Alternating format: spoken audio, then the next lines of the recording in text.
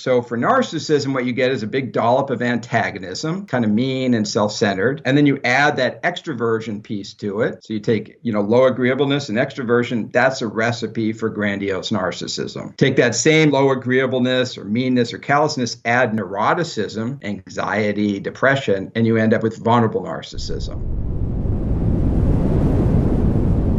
We're talking about narcissism today, a word that gets thrown around quite a lot. Like, what is the correct definition of it, and how does it manifest? Well, you're right. The term's used a lot. The most basic sort of foundational definition is somebody who has a very positive view of him or herself, a lack of empathy, and a need for admiration. So that's that, like, in a nutshell, when you talk about narcissism, you're usually talking about a positive self-view. You think you're better than other people. You have some challenges with forming close, caring, empathetic relationships with people. And you need people around to kind of boost you up, to bolster you, to admire you, to give you positive attention, et cetera. So that's kind of the general term. When people are using it in the street, they're often using it in a bit of a pejorative way to describe an ex-boyfriend or an ex-boss or whatever. So it's, so people don't really use it technically right. But then when you get into the psychology and the science part, you can break it down farther into really three different definitions of narcissism. The one we're probably most familiar with is the personality trait. And when I say trait, I mean that this is something we all vary on. There's a continuum. Some are more narcissistic, some less, most people around the middle. There's a trait called grandiose narcissism, which is this sort of sense of self-importance and a sense of entitlement. But with grandiose narcissism, what you see is some energy and maybe charisma, sometimes charm and drive and ambition. So the more grandiose narcissist folks you meet are the ones that end up in politics or in leadership because they have this drive and ambition, and they're often very likable people when you first meet them. And you don't see the darker, more toxic side of narcissism until later on. There's another form of narcissism which is less familiar to most of us, but it's one you see more with counselors and clinicians and, in the mental health world. It's what we call vulnerable narcissism. So these are people that have the same sense of entitlement, but rather than being more ambitious and energized, they're a little more nervous, have low self-esteem, a little more introverted, sometimes called covert narcissists or basement narcissists or in the closet narcissists, because you have a fantasy about being successful, but there's not really energy or drive to make that real. So you can imagine if you think you're great and you're not out there engaging with the world, you have a tendency for depression and anxiety and loneliness because you're not getting what you need. So the more vulnerable folks end up in the clinical settings more. And then to make it even more confusing, there's a clinical or psychiatric disorder known as narcissistic personality disorder, NPD. And this is an extreme form of narcissism that's grandiose and a little vulnerable. And what happens is your narcissism gets so extreme, it impairs you in life. It either destroys your relationships because you can't have loving relationships with people, or it ruins your work because you take too many risks, or you're a terrible boss, so you can't listen to people or whatever. And then it becomes a disorder, but that's relatively rare. Where the confusion comes in is people say, you're a narcissist, and you're like, what do you mean? Do you mean I'm kind of a cool dude who's got a lot of girlfriends? Or do you mean I'm kind of a loser at my mom's home on the internet trolling people, trying to get attention? Or do you mean I'm somebody with a clinical disorder who should see a psychiatrist and be treated? And so that's where a lot of confusion comes in, is the different definitions that are associated with narcissism. It's interesting that you can have one trait, one sort of source code that is underwriting the way that someone is created, and yet when that tree starts to grow up, it can lean to one of a number of different ways and create a variety of shapes. That is a very interesting way to put it. And I think part of it is that ego. That's, if you think about the source code of like ego, I want attention, I'm better than people. If you pair that with somebody who's got some social skills and whose parents said, you're awesome, Keith, you're great, and who has some confidence, that person can become a successful sort of grandiose narcissist. But that same characteristics, but the person was maybe abused or traumatized. The parents, not today, incredible trauma, but parents that were more cold and dismissive, who didn't have the social skills, ends up on this more vulnerable path. So you could see that idea, how you could bend these different forms in different ways, but they're both very ego-based. I read Robert Plomin's blueprint last year, talking about the influence of genetics on everything that we do with regards to behavior. Yeah. And I think that your findings with narcissism match up with what he said. It's around about 50% is nature and 50% is nurture. Yeah, that's Plomin. It's funny. I remember studying him in graduate school. Have you read Blueprint? What? Have you read his new one? I haven't. No, Keith, you would. It's really good. Oh, yeah. I mean, being honest, there is a couple of takeaways that you'll already have, and they are every trait has significant and sizable influence from our genetics. Like, that's the big red pill. But as you go into stuff like in adoption studies, weight is completely correlated between biological parents and not at all through the adopted parents, which is crazy, especially when we live in a world that's a meritocracy. But yeah, so talking about the genetic influence on narcissism. Yeah, so you find that pattern with narcissism and so generally you're getting about 50%, like you're saying, about 50% is inherited. It might be narcissism in terms of traits seems to be a little bit on the higher side, but they're all about 50%. When you look at that other piece, about 10 to 20% is parenting, maybe 10%. So the parenting piece is never as important as people think. The people think parenting is really shaping you. Parenting matters a lot. Your parents have to feed you and love you and do all these things, but they can't really shape you that well to be one kind of person or another. The other piece that's really hard to predict, and this is about 30% maybe, is just what they call non-shared environments, just sort of the culture you grow up with, the friends you have, the weird random stuff that happens. And that seems to be what's going on with narcissism. So there is some genetics, but that's certainly not the whole story. And the other pieces are a bit hard to find. Why does it exist? Like, the trait must have had an adaptive use. Why is it here? Yeah. Well, you can think about that. That's a hard question to answer. So there's a few ways to think about it. One is you can go, well, what are the benefits of narcissism? Where does it really benefit you? And when we think about evolutionary terms, we usually think about sort of resource gathering or mating. Those are kind of the big evolutionary questions. Narcissism is linked to short-term mating success. So people who are narcissistic are good at finding mates. They're good at becoming leaders very quickly.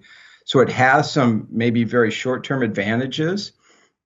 The challenge, and this is where it gets complicated with the evolutionary models, is if you evolved in a small group we're talking 50,000 years ago, you got your group of 50, 100 people, and you're the narcissistic jerk who's hooking up with everyone else's spouses, they're going to kill you.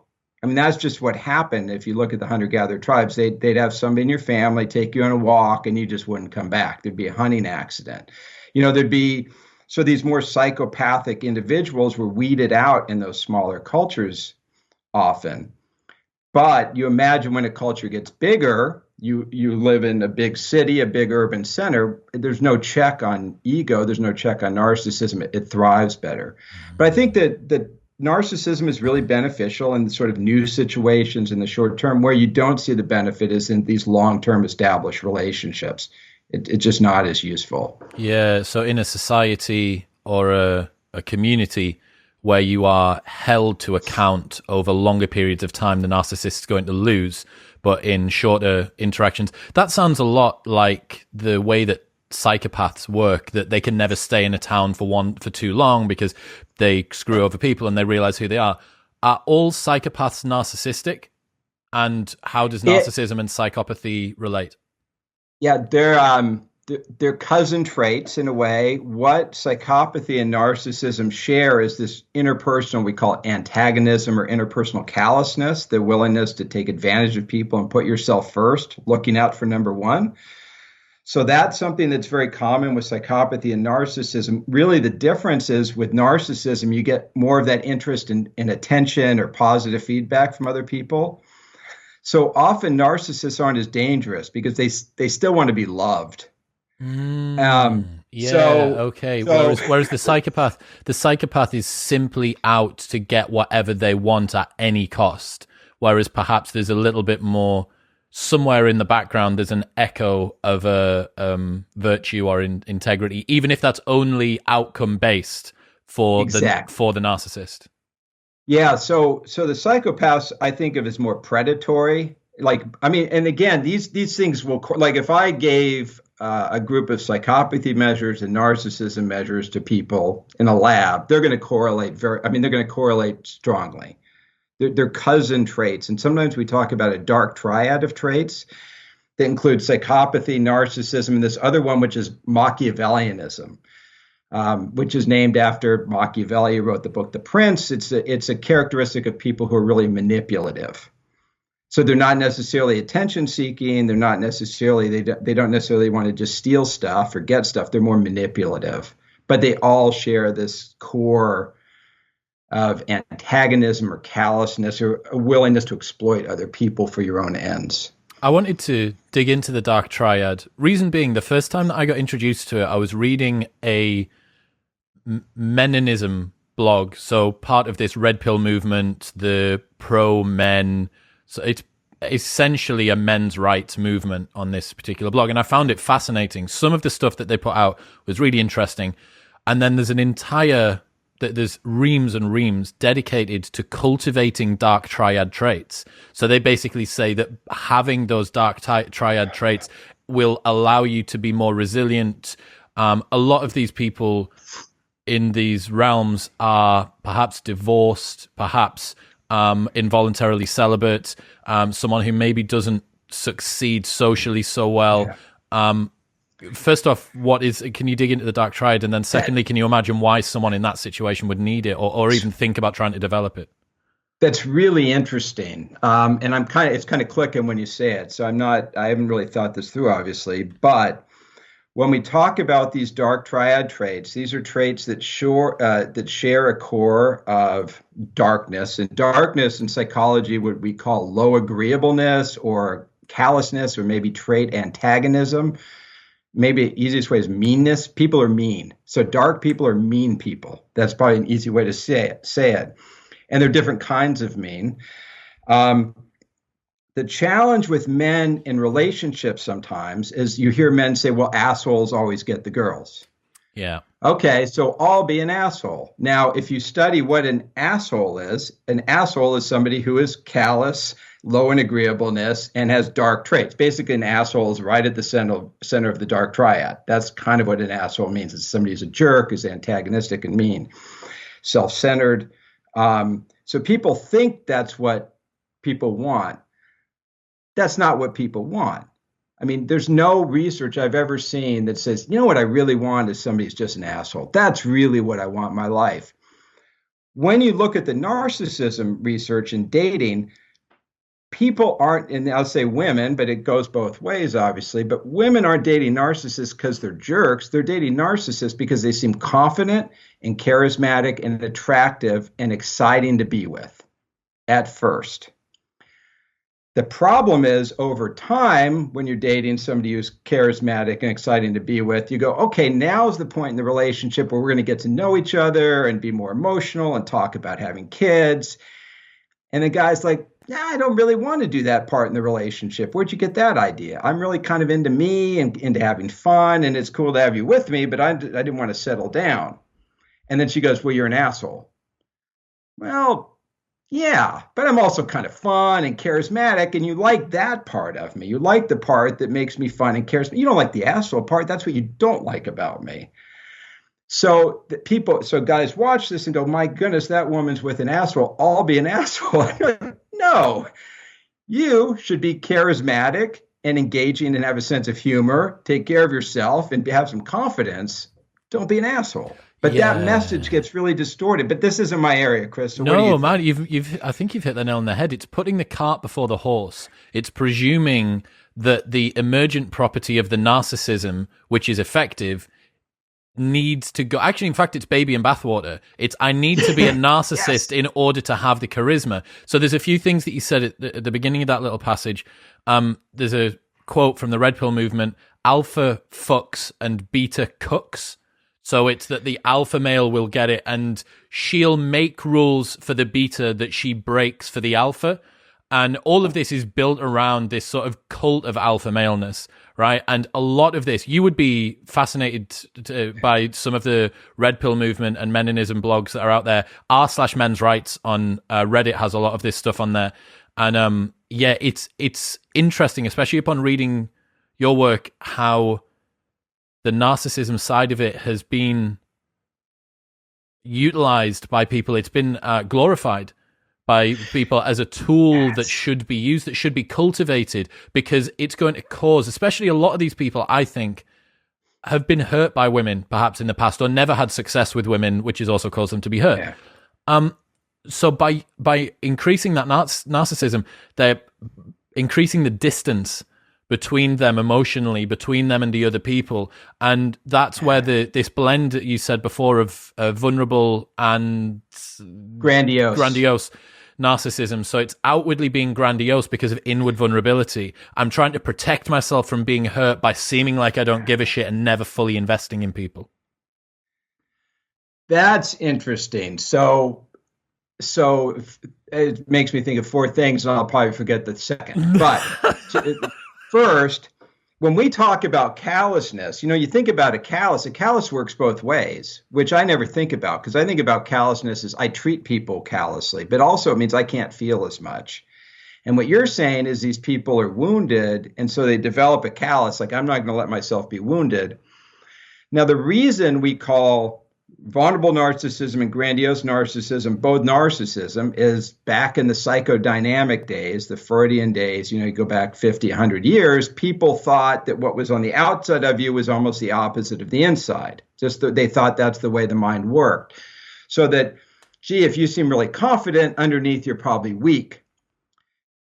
It doesn't really work like that in general life. There are people who are confident, there are people who are weak, and there's some people who are both. But most confident people are just kind of confident.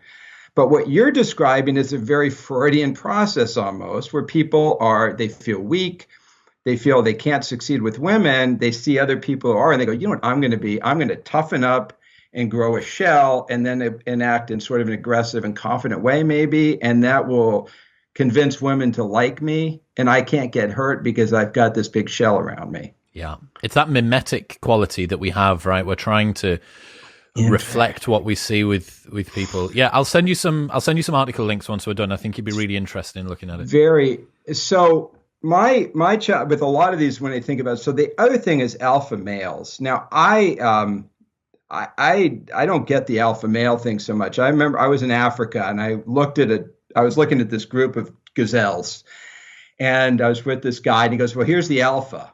What does the alpha do? Well, the alpha spends a year guarding every woman in his harem from guys until he gets exhausted and dies in a year or two. Because it's being an alpha male, it kills you. Hard work. I mean, alpha males in nature, they just kind of die out. And the fact is, humans, we're much more balanced than that. We don't really work with these really strong alpha hierarchies like a lot of other creatures do. And so the idea of wanting to be an alpha male, I'm like, dude, that's a lot to carry. It's a cult of personality now. That term on the internet is thrown around by a very large minority of men in a particular type of thought pool as the pinnacle of what you're supposed to become as a man. And I think another part of it, in terms of the alpha male thing, is just being confused about the metrics of success. Because the interesting thing with narcissism, as far as I see it, and specifically with being an alpha male, is that outwardly you have all of the trappings of success. And because I'm never going to get to see your internal scorecard, it almost doesn't matter. So this ruse, I think, is promulgated in a number of ways. One, by people that are narcissists and alpha males having that outward success. Secondly, by them never seeming like they suffer with criticism, so they almost seem invulnerable to it. And then thirdly, that they will begin to believe their own bullshit after a while. But the bottom line, we don't know what Conor McGregor or Elon Musk or some alpha male red pill pickup artistry guy, what the thoughts inside of his head are like when they go to sleep on a nighttime. When you put your head on the pillow, no one gets to see that, but we observe the objective metrics of success, the Instagram followers, the wealth, the girls. Yeah. In psychology, we call it sort of extrinsic or external values or motives or goals, and intrinsic values and goals. And extrinsic ones with narcissism, the easiest way to remember this is sex, status, and stuff. You want sex, you want to have high social status, and you want material goods that show people. Like I saw that McGregor guy with his $1 million watch, and it kind of looked cheesy, man. I'm a watch guy. I didn't even like the $1 million watch, but guy's got $1 million watch. Looks cooler than I am. But that's that. But when you regulate extrinsically, look, I'm not telling anyone not to go for it in life. Please go for it. Please be as much as you can. I've tried, but know that when you start competing to be the best at sex status and stuff, one, you're always competing. You're never going to win, because as soon as you get to the top, you're going to be knocked off and someone else will be. So that's just the nature of it. You've been in entertainment, I've been in, this is the nature of it. You can't be on the top forever unless you're a country music star in the 50s in America. And you're going to get knocked off, and you're going to die alone. And that's the worst part. You can't have love. And so what happens is you see guys that they're my age, and they're kind of like going, where's the love? I don't have any love in my life. Yeah, because you're an arrogant dick, and you got all this great stuff, and you got $1 million watch, but you don't have any love. Yeah. And you can't buy that. You can't buy a happy family. You can pretend you have one. You can't pay. So you get this really foundational loss in terms of emotional connection. And that's the cost. You know what else it is as well? Thinking further into this, a lot of the people who are proselytizing about the virtues of being an alpha male are guys in their 40s or in their 50s or in their late 50s who are almost acting like these savant sages of masculinity, who are talking about how it should be done, but they're playing a game that someone 20 years their junior should be playing. And by the time that you get to 50, you can't get in the mix with 21-year-olds in a nightclub anymore. You need a family around you. You need people that it doesn't scale. That's a perfect way to look at it. Narcissism doesn't scale across a lifetime. And all of the things that you do should compound as appreciating assets, not depreciating ones. The equivalent for guys choosing girls is choose a girl that is beautiful. It doesn't matter how hot she is. Hotness wanes with age. Beauty increases with age. I like that way of framing it. And what you see with these sort of the more dominant narcissist folks is they'll start one family, and then they'll wait 10 years. And when they're 50, they'll just redo it. And then they'll wait 10 years and do it again. And so my dissertation was on trophy spouses. So I was kind of interested in how you get. Do you know what my Instagram bio is? No. Aspiring trophy husband. Perfect, right? You got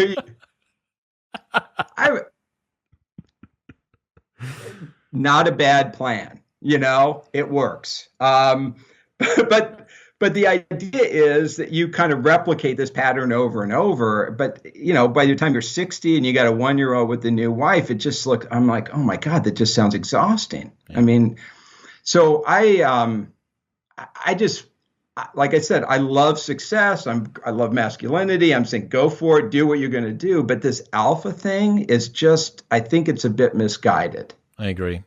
What does narcissism have to do with mass shootings? You looked at Elliot Rodger as an example. Can you talk about how narcissism manifested through him? Yeah. So I'll step it back a second to Columbine, if that's okay, because that's really where we started with this in the narcissism world. So when I was doing research, this is back in the 90s, and I was doing a postdoc with a friend named Gene Twangy. We were in our basement lab, and there was the shooting at Columbine, which in the U.S. was a big deal. These two boys went and shot up a school in Colorado.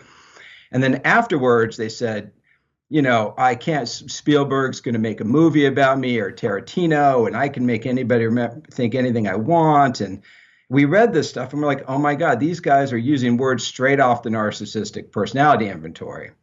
that's weird. So we started like, why are people doing these shootings? What's the point? So we started looking at it, and what you see, and this is part of the story in these shootings, is you find people who are threatened. You get ego threat, they call it, or self-esteem threat, or generally feel that they're not alpha males. Like in the case of Elliot Rogers, this is a case in Santa Barbara with a guy who asked a woman on a date. She rejected him. He's like, no one, everyone's rejecting me. I'm going to show him who the real alpha male is. And then he went and killed some of his friends. And so what happens is you see these young guys, it's often usually guys, that get ego threats. And then to establish dominance, what they do is go commit a mass shooting. They'll maybe write a manifesto with it. So I've read a lot of these. They're very dark, but often the manifesto is about how I should be in charge of the world. It should work for me. Anyway, you see this pattern in a lot of those shootings. In the case of Elliot Rogers, I thought it was very interesting as well, because he was a kid who had a lot of money and power. His parents were very successful. He was a good-looking dude. I think he had a BMW. He should have been able to date. He should have been able to function in the world. He couldn't. And his way of dealing with that was to literally resort to mass shooting. He worked it out in his head that the best way for him to reestablish dominance in a world that didn't accept him was to go kill people. So that's where you get that narcissism in school shootings. Is the shootings themselves are a way to reestablish dominance, and often if there's a manifesto or something, it's a way of becoming a great figure. I mean, these people, like a lot of serial killers, they're high status, successful people. I hate to say successful, but they're famous because you can use murder to get successful. I wonder whether the alpha male cult that we've got at the moment is using sex, weaponizing sex in the same way. Well, I haven't won the world in the way that I think it should be won. Perhaps they don't have the compulsion to go shoot up a school, but they have the compulsion to use and abuse the opposite sex or the same sex, depending on. I'm going to guess there must be narcissistic alpha males in the gay world as well. I'd be really interested, to any of the gay guys that are listening. I'd be really fascinated to know if there's more there. You mentioned something just during that passage. Does narcissism skew male? Yes. Yeah, it does. Grandiose narcissism skews male. Vulnerable narcissism is about 50-50. And the personality disorder is about 3/4 male. Wow. So that really is a male dominated trait then. Yeah, but some of this is, you think about clinical diagnosis, and they tend to gender some diagnoses. So, if the two people come in, and a man, they'll say, well, you're narcissistic and a little vulnerable, and a woman, they'll say, well, you're borderline and a little self-centered. So sometimes they will place people a little bit. I mean, there could be some gender, but generally narcissism is a more masculine trait. How do you measure it? Well, if you're measuring it as in a personality form, like if you want to take your own narcissism, or if I were doing a study, there's a bunch of scales. The most common one is called the Narcissistic Personality Inventory. You could Google it, and it's not, it's 40 questions, the most common form. There are other vulnerable narcissism scales, like the hypersensitive narcissism scale. There's a bunch of them. For clinical, so when you do normal personality testing, it's called low stakes, meaning people will tell the truth because what do they care? They're just taking an anonymous survey. If you're doing clinical work, it's harder. Or if you're working in a prison system, a forensic system, it's harder because people don't want to tell you the truth. So if you're going to a clinical setting and you're getting diagnosed, they might do a structured interview. Well, they'll sit down and ask you questions and kind of go through it that way to do a more formal diagnosis. What's the narcissism recipe? So when I think about personality traits, this is a bigger answer, but there's personality traits are kind of captured in language as adjectives. So whenever you use adjectives to describe somebody, you're often talking about personality. They're quick-witted and hot-tempered and a little zany. So those are all kind of personality traits. And when personality psychologists over the last decade, starting with Galton in your country, started trying to chunk these traits up, they said, well, let's start saying together, well, somebody who's creative and curious and zany, those are probably similar. Somebody who's nice and kind and caring, those are similar. Let's start chunking them up. When you do that, you end up with 5 traits. They call it the big 5. And so those big 5 traits, which are, I'm going to just tell you, openness to experience, conscientiousness, which is dutifulness, extroversion or energy, agreeableness or niceness, and neuroticism or instability. So they spell ocean, if you ever want to remember, or canoe. What you can do with those basic traits is you can combine them. I always think of Mexican food. You go to a Mexican place, you're like, yeah, I want a taco or a burrito. Same ingredients. You just kind of organize them differently. And it's the same with personality. You take these basic ingredients and you organize them. So for narcissism, what you get is a big dollop of antagonism, kind of mean and self-centered. And then you add that extroversion piece to it. So you take, low agreeableness and extroversion. That's a recipe for grandiose narcissism. Take that same low agreeableness or meanness or callousness, add neuroticism, anxiety, depression, and you end up with vulnerable narcissism. Does that make sense? Mm-hmm, mm-hmm. So that's the idea, that you can use these basic traits to make more complicated traits we talk about. A trait like psychopathy is really primarily just antagonism. It's really, in the big 5, it's just a big piece of that antagonism that's sort of carved up in a certain way. Yeah. So what this allows us to do as personality psychologists is, whatever the trait is, we can take that trait, put it into big 5 terms, and then translate it into whatever trait we want. It's a bit of a Rosetta Stone for our traits. I mean, this is getting a little nerdy, but that's kind of how we do it. I get it. What's the goals and motives for a narcissist? Well, it really comes down, in terms of the broader goals, to sex status and stuff. That's where a lot of it can be framed into getting leadership positions, getting power, getting money, getting access to sexual partners. Even for the vulnerable one? Yeah. I mean, it's just, they're just scared to do it. The motivational structure is the same, but they don't have the drive. See, so in the old psychoanalytic literature, they'd say, to be really narcissistic, you have to be really talented or really attractive. Because if you're really attractive or really talented, people will let you get away with it. So people who are vulnerable have the goals, they want to be successful, but it's scary for them and pain. So let me give you a specific example: selfies.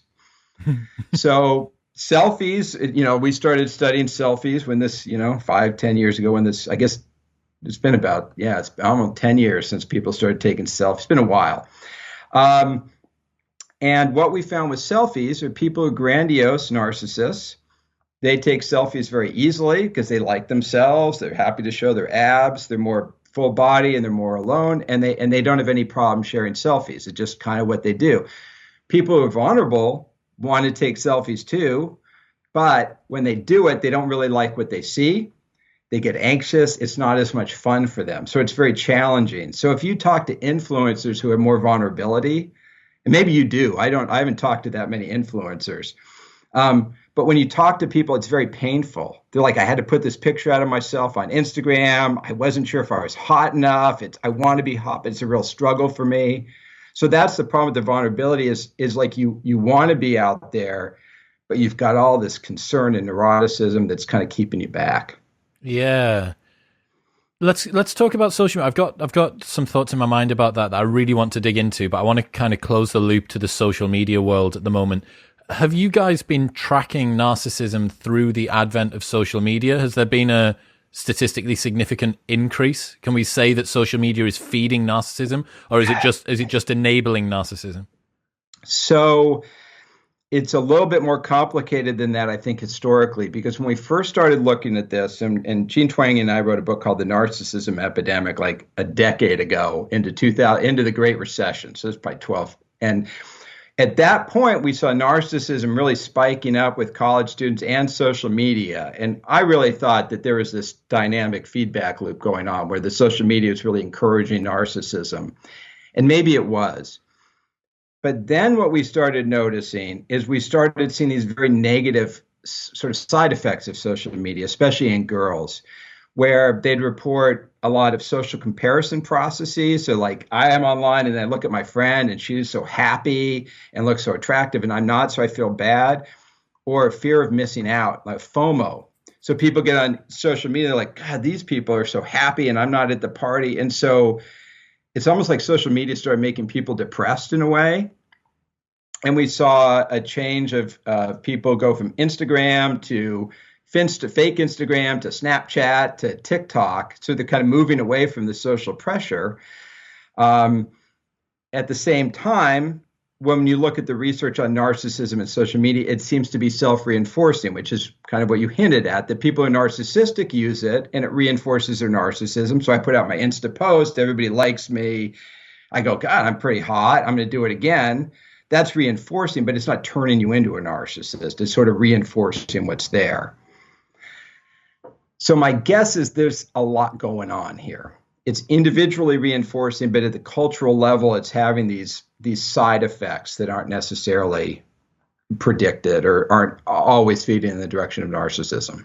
Jonathan Haidt's work on that in The Coddling of the American Mind was so scary. For the people that haven't seen it, there's essentially a graph that talks about, is it anxiety disorder and depressive sort of episodes amongst teenage girls? Like precisely the ones that you want to give sympathy to. You know, like a 13-year-old girl that feels anxious and depressed. It's just, you just want to make them feel better. Yeah. And it's the advent of Instagram, 2012, I think. And you just see it's like a line in the graph, like Tesla's stock price last year. There's just this line in the graph. Pops, yeah, right? Exactly. Yeah. And it just lifts off. One of the interesting takeaways from that was to do with the fact that girls use words and more social backstabbing techniques in order to deal with disputes. And the hypothesis that Jonathan suggested for why that wasn't happening with guys is that guys will just throw hands and then pick themselves up off the floor, and so then you're best friends with the guy that you just had a fight with 5 minutes later. But because girls don't necessarily have that physical outlet naturally, that has caused the increase in depression and anxiety. I think there's that, sometimes people talk about like cyberbullying or whatever, that you can get those indirect negative effects. And the other thing to add to what you're saying that makes it even worse is in the old days, if everyone hated you, you could move to the next town and change your name and start school again and no one would know who you were. But now, your social identity follows you. So these kids, it's very hard to escape some of the bullying and stuff if it gets bad. So it can be dark, yeah.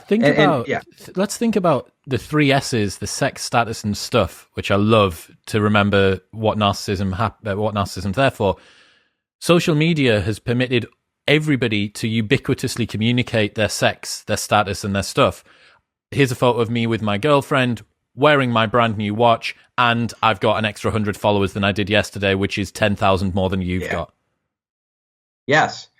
Yeah, I've described it this way, and I don't know if it makes sense, but I'll try it with you, is Bitcoin and those kind of crypto networks work on mining. So you have people that are actually, using computer power to solve algorithms, and that keeps the network going. With something like Instagram, what you need are influencers. Those are people who are out there getting, who are attractive people who are getting attention. Mining attention, yeah. You need attention miners. And they're the ones keeping the network going. If it weren't for people out there seeking attention, the networks would drop. But Facebook, rather than paying those people directly in Bitcoin, like cryptos do, they do it indirectly. They pay dopamine. you in dopamine. Right? They pay you in dopamine, sort of like being paid in cocaine. When it stops, it's really bad. Yeah.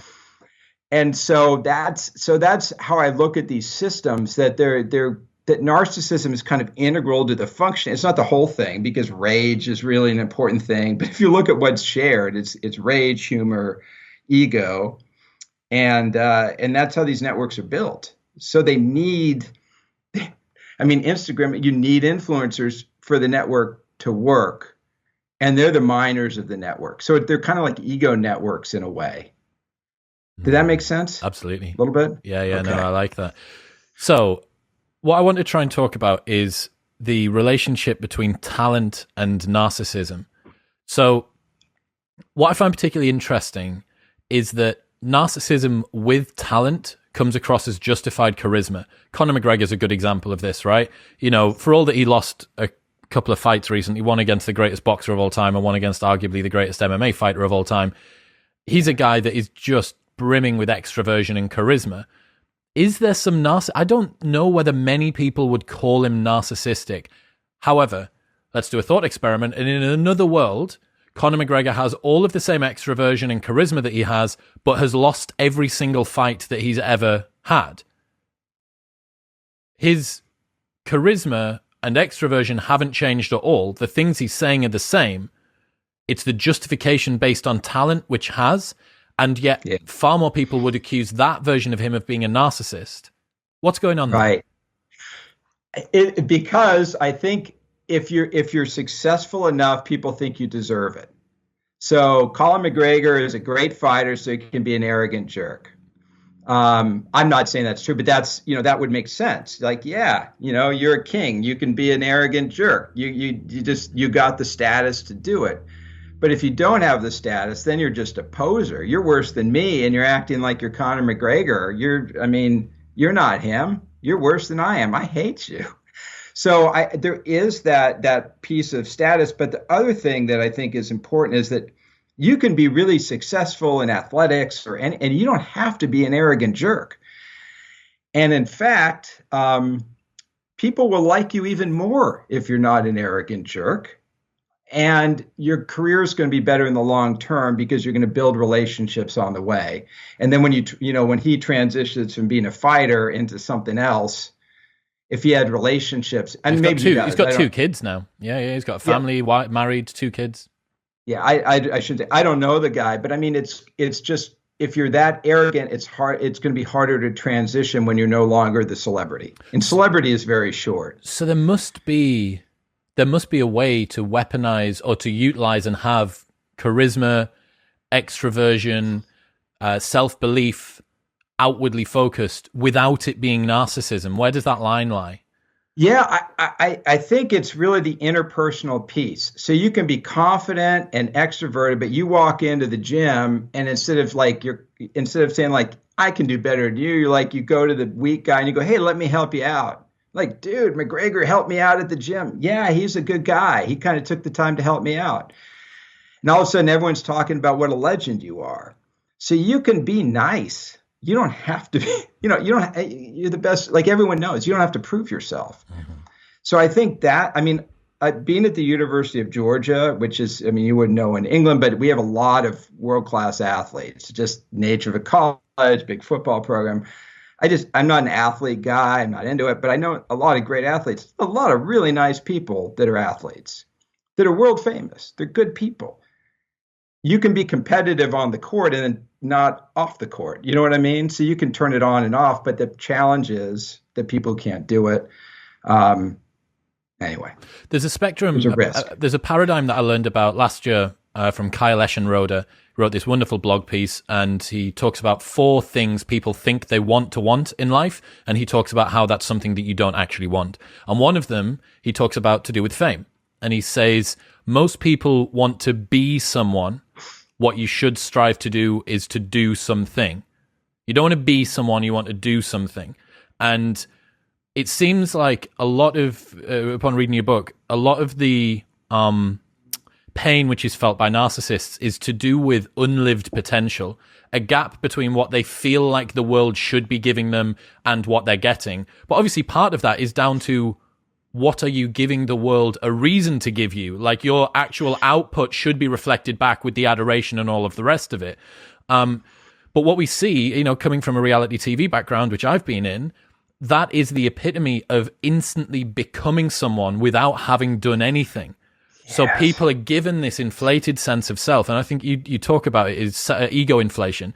They're given this inflated sense of self, but I think that it's incredibly hollow. I've seen behind the curtain with this stuff. I get to look at the world, the inner world and the outer world of what a lot of these people talk about. And there is a big imposter syndrome that goes around because they know it was given to them so easily, this fame, the millions of followers. It was given to them essentially, and this is the big lie about reality TV, like, they don't deserve it. No one deserves it. Like, Elon Musk deserves it.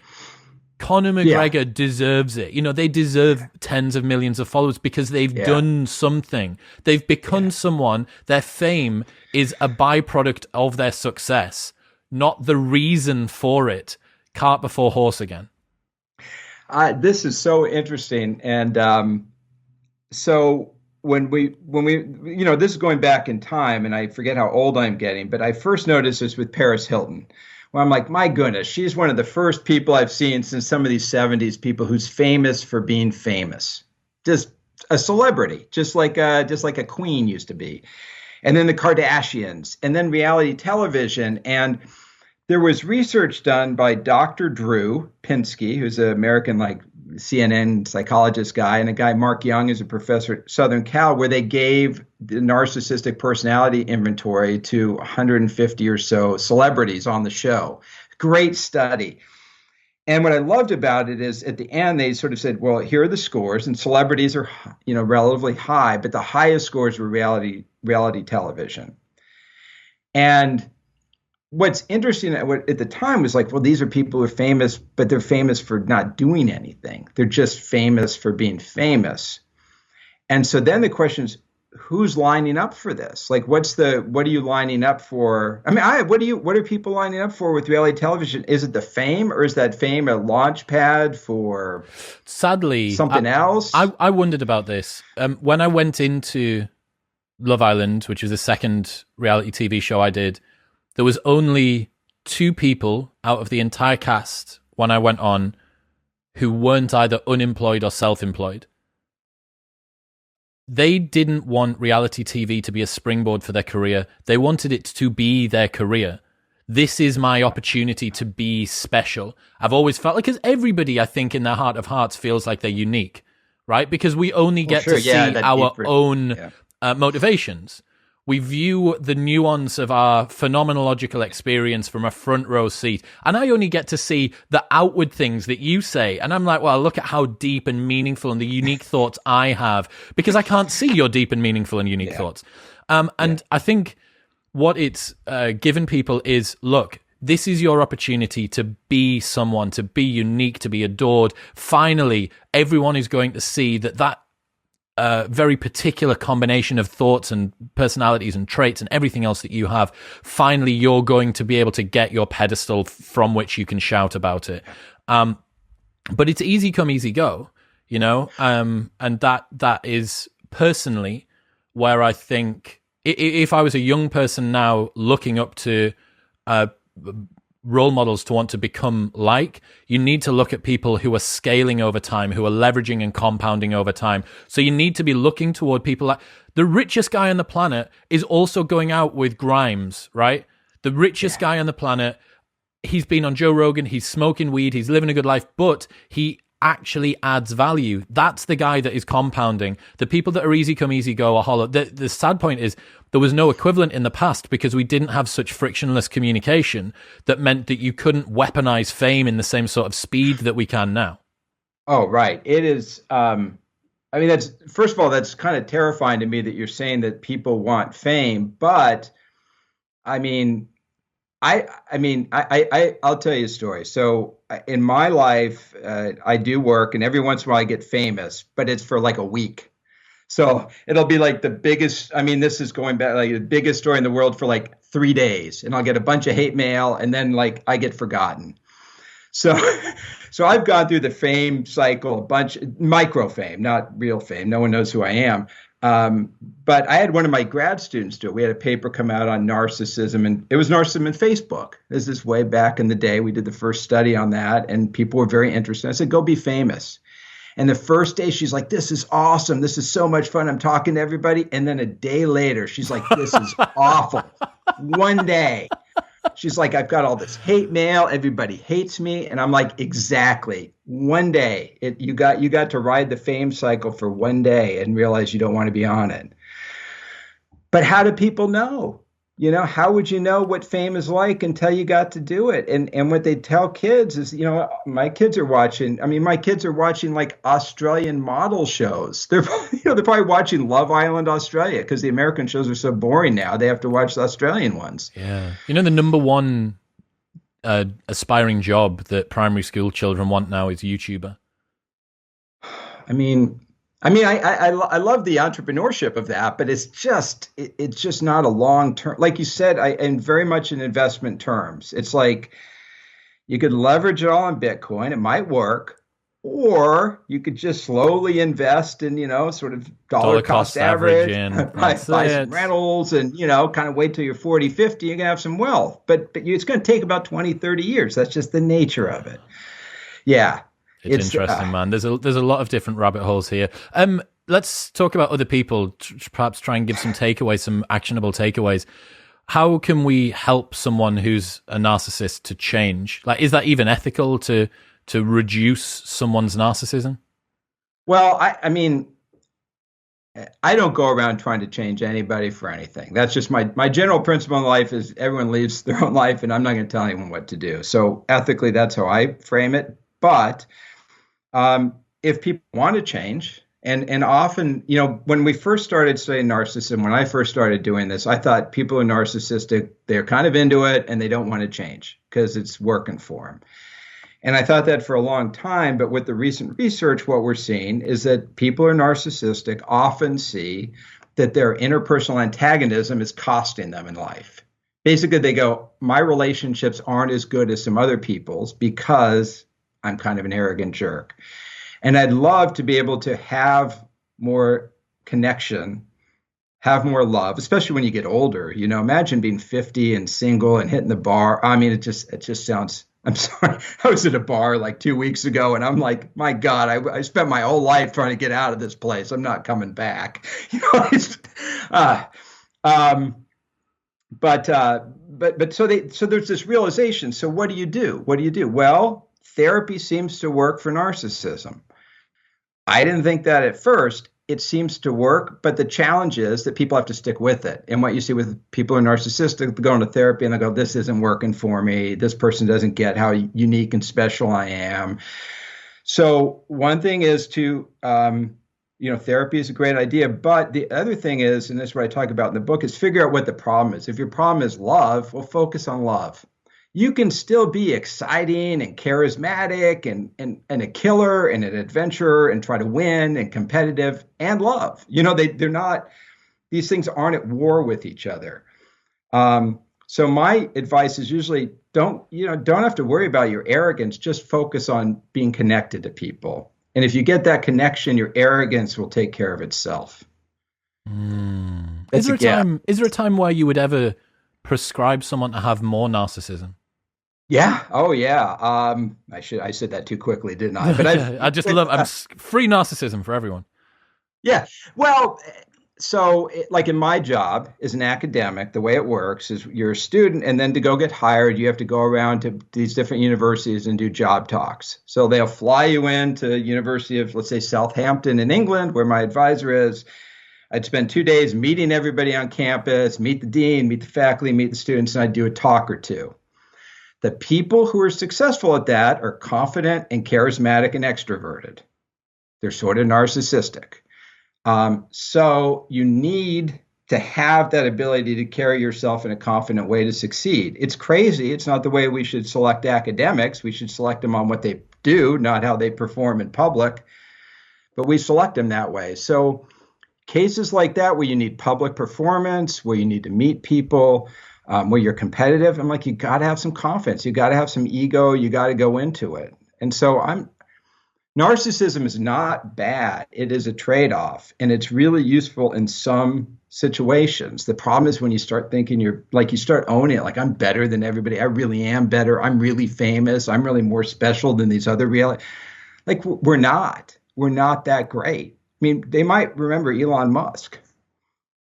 Not remembering me. Richest guy on the planet. Yeah. Right. It's interesting how, especially in this world, and, this is going out on YouTube. Thousands of people are going to be watching this on YouTube, plus, even more on audio or listening on audio. And one thing that I've realized over the last couple of years, especially as video has become frictionless for communicating with people, and especially the audio platforms have kicked off, precision of speech and confidence in your own words is used as a proxy for truthfulness and capacity. So the more able that you are to articulate the things that you're saying, the more truthful people presume the things that you're saying are. And that, it's not quite narcissism, but I think it's the same sort of model or shape, in that there is this outward display and someone is making an inference that goes deeper from that. Yes. And I mean, that's not unusual. This is what you see with a lot of, in the old attitudes research, is we trust people who are attractive and seem like they're competent, even if it's another area. And also people whose arguments look competent. So you can dress up things now and make them appear to be like you said, substantial, but they aren't necessarily substantial. But people aren't reading philosophy deeply anymore. Like when I was a kid, I mean, I sound like an old guy. Well, I'm an old guy, but like I remember reading Plato's Republic because I was like on vacation. I'm like, what else am I going to do? It's got Plato in 2 days. I don't get the sense people are doing all that deep philosophical reading because there's too much other things to do. I'm not doing it because I'd rather turn on a YouTube show and check my email in the morning and drink coffee. So our whole way of conversing has gone from sort of books to YouTubes. I love YouTube podcasting and YouTube. And I think it's a great way to have discussions. And that's why I'm doing it. I love the format, but it's very hard for people to know the truth because you're just looking at what's on the surface, and people aren't reading the science and they're not reading the philosophy. And I'm like, please do that. You can go to Google Scholar and find everything. Everything's out there now. Read. I wonder what is going to happen long term with this. It really does feel like the structure of narcissism. Have you heard of the term fronting? Do you know what fronting is? Would people like opposers, kind of? Kind of. It's basically narcissism. It would be narcissism that was unjustified. So it would be all show, no grow, basically. Okay. And it does really feel like, I don't know whether it's peaked. I think the pandemic's definitely put a dampener on it. There's only so much that you can flex when you're locked down in your house or got to wear a mask when you're outside. But it definitely felt for a long time throughout the back end of sort of the 2010s that this was really picking up speed, that it was more about the transactional, transient nature of how flash and how quick-witted you could be. Even when you think about public intellectuals now, so let's think about Jordan Peterson or Ben Shapiro, two sort of popular public intellectuals. Yeah. Both of those guys, their highest levels of popularity are reached when they dunk on someone on TV because of them being quick-witted, and Ben Shapiro saying, well, why aren't you 60? Or Jordan Peterson like, gotcha-ing. Like, those guys have done, Shapiro slightly less because he's not an academic, but he's a lawyer, he's got a doctor of law, and Jordan Peterson has been lecturing in psychology for years. He's a clinical psychiatrist, right? He didn't get famous for doing that. He got famous for like the flashy, charismatic gotcha moment. And because of that race to the bottom, I wonder what is going to happen long term. Like I'm so fascinated for the next decade. I think technology is going to be interesting to see what direction that goes in. Automation, loss of meaning, this anomie, normlessness, loss of traditions. Let's bundle all of this together, right? Increasingly secular society, people getting married later, fewer people having children, fewer people getting married, women having careers right through and not having children. Like, man, this next 10 years is going to be, I think it's going to be like nothing else. I follow all the data on marriage and childlessness, and I see a huge amount of atomization. Like just people isolated and living alone and trying to find meaning on their own. And we've been writing about this a long time, but this sort of this rampant individualism, but we got rid of religion. So there's no more religion. And so what happens is you have this space. So what comes in? Well, there's been this huge interest in spirituality that's come in. Huge. I mean, it's just like the psychedelic work. I mean, that is enormous now because they got rid of religion. So people are jumping on all sorts of stuff to fill it up. And the other thing I guess is where I wonder is where the hell are people going to find meaning? Like if you have a world that's all just networks and atoms, where do you find meaning? If you get rid of religion, you get rid of tradition, and you don't have kids. When you have kids, you have to redo everything. So when you have kids, you're like, oh, I got to take my kids to church. I haven't been to church in 20 years, but I'm going to go back. Oh man, I got to go to the local school. And then you're walking your kid down the street and you're talking, so having kids re-socializes people to engage in society. But if you have half or a third or half or more of the people not even children, they never engage. It's just, they're just gone. I don't know. I mean, and I would throw out two other things just the other thing that I think is an issue is we're all on social media. And we feel like we're talking to each other on social media, like I'm having a discussion with you. But really what we're doing is we're making networks in a giant super brain, a giant super association network. Like Twitter's a giant super association network.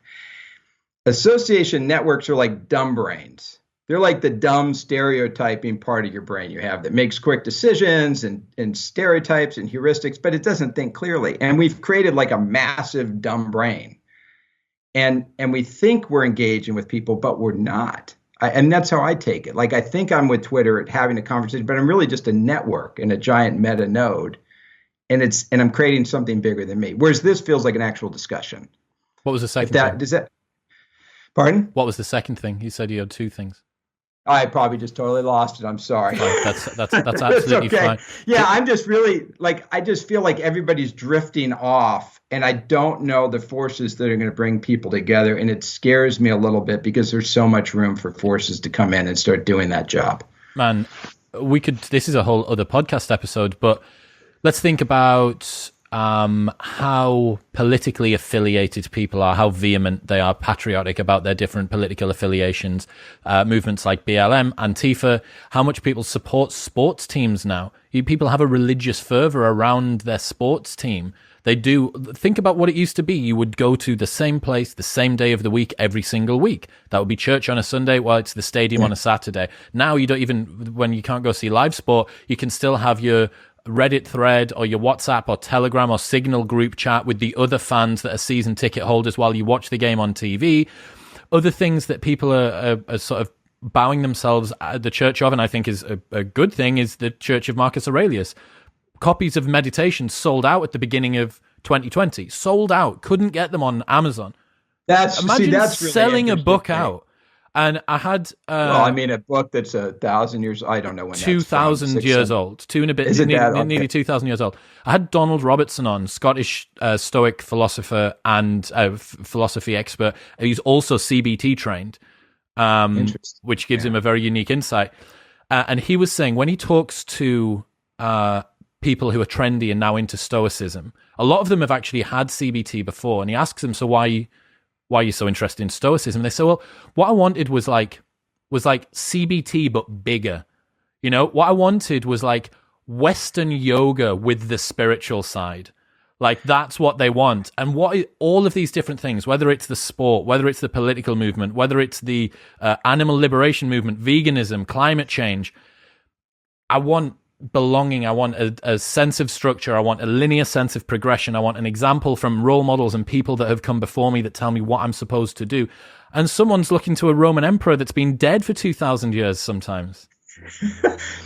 I've kind of vacillate now between like real pessimism and real optimism about things because I kind of see the old world dying and you see the new world coming in and you just don't know how it's going to work out. Yeah. And on one hand, I see people just breaking. I just look around and people are depressed and they're isolated. And what we're doing to people is just, as a psychologist, this is god awful.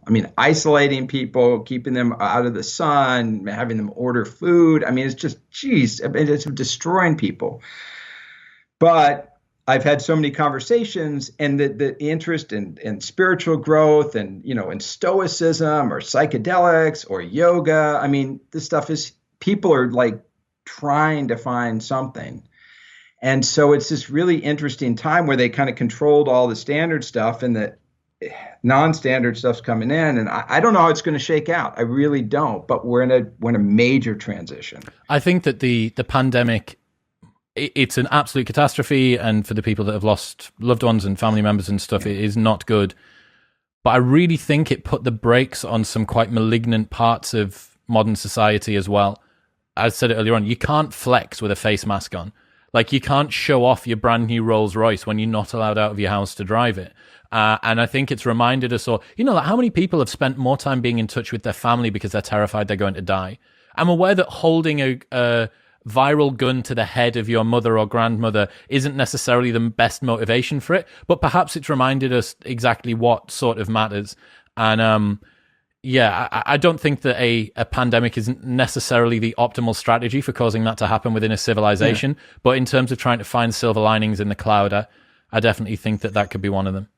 Do you think that, I get that same sense too. And I talk to my kids because I'm always trying to figure out kid culture. So I ask my own kids. I don't really, and I noticed this, the fashion is really kind of boring, almost 1930s style, a lot of 1980s kind of mom fashion I see him wearing. That's very, it reminds me of what my mom wore, so I don't hate it, but it's very boring. It's not really showy. So I got the sense that people, like you said, aren't flexing as much. And I wonder if the pandemic hastened a change we were going through, or if it's just as soon as the pandemic's gone, it's like a recession. When everyone's like, when is a recession? They're like, back to simplicity. And then as soon as the recession's over, they're like, after I get back from my holiday in Spain. Yeah, I think a big part of it's that. There was something you said earlier on, and I totally forgot to bring this up. In a world where everybody is trying to be pushy and showy and flex online and play the look at me role, there's a place for narcissism to manifest in someone being overly subtle. The person that's like the aloof muse in the corner of the room, he's got his elephant pants on and a sleeveless t-shirt, and he doesn't need that man. Like, I'm not part of that man. Like, that's not my thing, man. Like, that kind of approach. And you think it's just different routes for people trying to find their uniqueness. And this is like, I am completely folly. I speak to the internet 3 nights a week in an effort to do the same thing. Like, I want people to hear what I've got to say, but the more that we become aware of our cognitive biases in this way, I think the more that we can get closer to what a true sense of virtue is. Yeah, I have, I wrestle with my own need for fame and attention a lot, and one, I can see it. I don't know what elephant pants are, but they sound. What are elephant those pants? When you see people go to Thailand and they're kind of like wide.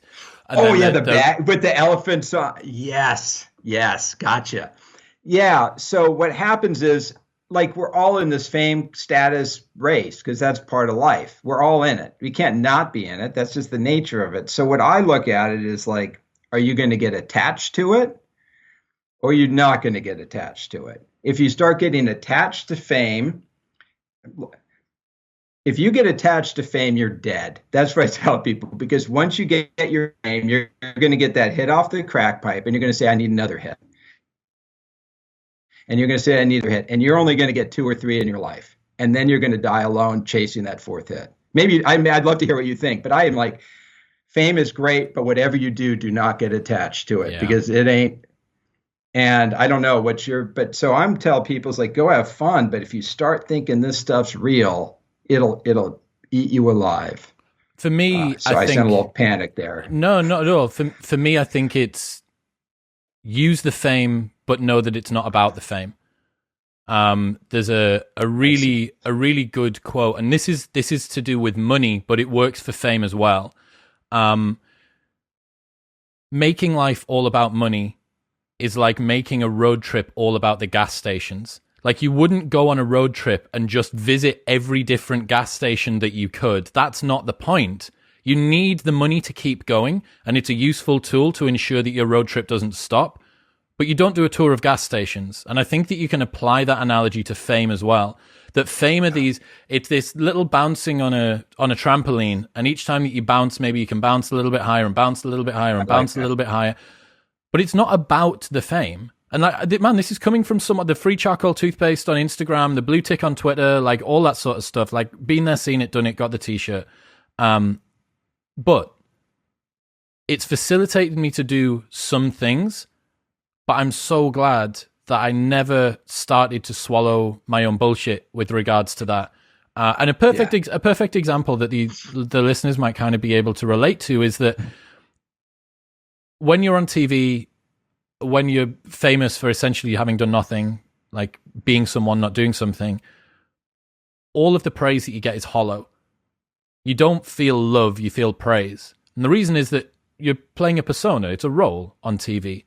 Whereas if I get a message from listeners to the show telling me about how it's affected them or something they liked, that like hits me in the feels so hard. This guy came up to me at a fitness expo 6 months after I started the show, and he was telling me that his dad had recently passed away, and the episode with Corey Allen that I did, your buddy Corey Allen, had reminded him that, or it made him realize that he was distancing himself from his father's death and not fully accepting that it happened, and that was causing him to be a bad dad and a bad husband. And he came up and he said, "Man, told me the story. Man, I just wanted to thank you." And so you can imagine at this fitness expo. So I've been like going to the gym for months. I mean, I got my top off. Everyone's training. There's like thousands, hundreds of thousands of people there, and I'm weeping in front of this guy. And I'm like, this guy's just fully torn me up, because I was like alpha mailing around, having this good time, and this dude came in and totally sideswiped me like a fucking articulated lorry. And I'm there in front of him, and I'm like, do I pretend not to cry? Like, am I trying to like not do this thing? Like, sort of pretending I've got an itch on my head, but I'm doing it every 5 seconds. And that to me, like that story, it gave me meaning in a way that I'd never felt before. I hadn't got that when someone goes, "Man, you know, when you wore those shorts on Love Island, the orange ones, not the light orange ones, the darker orange ones, and you walked down those stairs, it was so meaningful. I was lost and alone and in this place of existential dread, but after I saw you in those shorts," that doesn't happen. Change. I'm going to be shallow. I was like, I'm done, Chris. I'm just going to be shallow rest of my life. Doesn't happen, right? No. Yeah. Man, Keith. But this is like what you're doing on these podcasts is authentic, is what it sounds like. You can't talk for this long and not be, man. Like if you tried to play a persona for 4 hours a week, you would be fully exhausted. Right.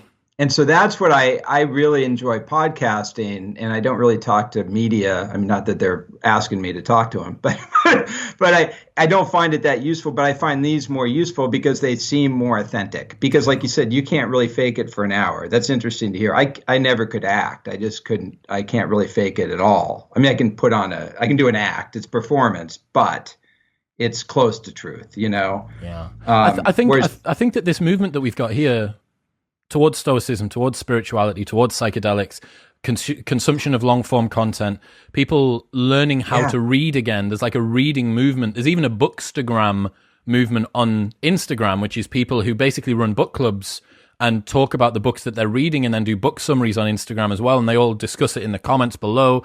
Get Better with Books. Jim Mullane, my buddy, has been on the show. Fantastic guy. And all of this, I think, is a counterculture movement. I think it's people realizing that the hypernormal stimuli and the dopamine manipulation that we're having, people want less, oddly. For the first time in ever, people want less. I'll put on like Bob Dylan albums from the 60s sometimes, and they make sense. That's how crazy things are. I'm like, God, I finally understood Subterranean's Homesick Blues in 2021. You know, that's how crazy it is. But I sense this counterculture too, and I'm really glad you say it. But what's interesting to me is the people doing the psychedelics aren't the same people that were doing them when I was at Berkeley. They're like the country guys and the folk guys. It's weird. It's like the sides kind of changed in a way, and so it's very hard to see. You know, but it's happening, and it's very powerful. I don't know how this is going to shake out, but what you're saying makes me feel good that people are thinking. Next decade's going to be interesting. Keith, today's been awesome, man. The New Science of Narcissism will be linked in the show notes below on Amazon. Where else do you want to send people? Oh, any place. wkeithcampbell.com, basically. I'm not very good at fame. I apologize. Just Google me. That's fine. I'll throw what I can find of you, what tiny little fragments of your tiny fragments of digital ghost platform that you've got, I'll get them and I'll throw them in the show notes below. Thank you very much for today, mate. Thank you.